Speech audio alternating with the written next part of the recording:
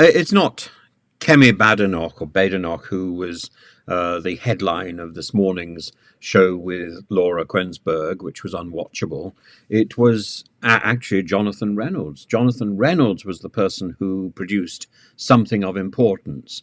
Kemi Badenoch is saying, "Oh, it wasn't working with the post office director Henry Staunton, so he had to go." But he wasn't there when the scandal started. He wasn't directly responsible for the scandal. And Jonathan Reynolds says, "Well, why did this happen now? Why is he being thrown out now?"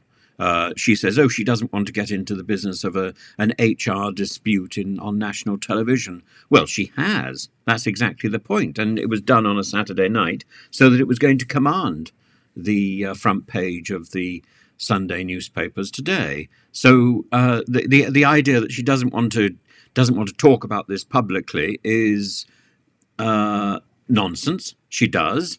She just doesn't do it very well. And I want to call him Joshua. His name is actually Jonathan. Jonathan Reynolds does much better. He asks the important question, why now? Why now? What has he done that so upset the government? Or what has he not done? Or what is he clinging on doing? I suggest the problem is that he's trying to maintain that there is still some semblance of guilt among the people who have been prosecuted. Because that's what the Post Office Limited people are trying to say. That some of the people who were prosecuted have been genuinely dodgy.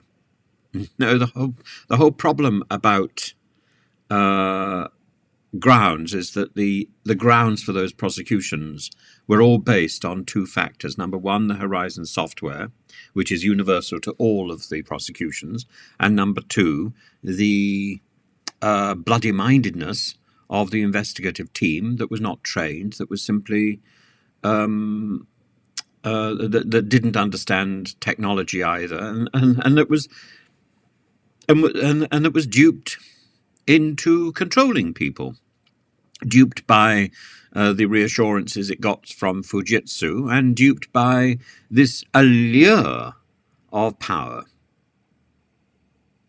And we've seen some of the investigators in the Horizon inquiry, so we know what they're like. And if Henry Staunton was trying to protect them, that's why he has to go.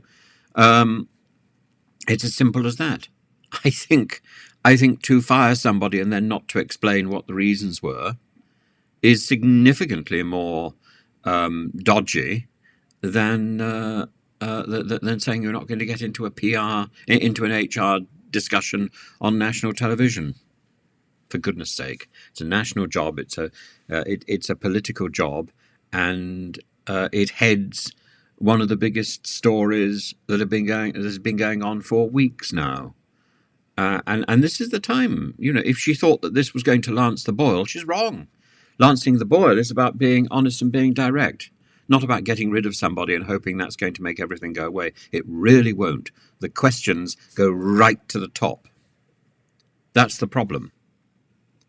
Because the government has got directly involved, and as she pointed out on the programme, she is the sole shareholder. Why is she not resigning? And she says, "Oh, well, that shareholder doesn't matter." I'm afraid it does matter.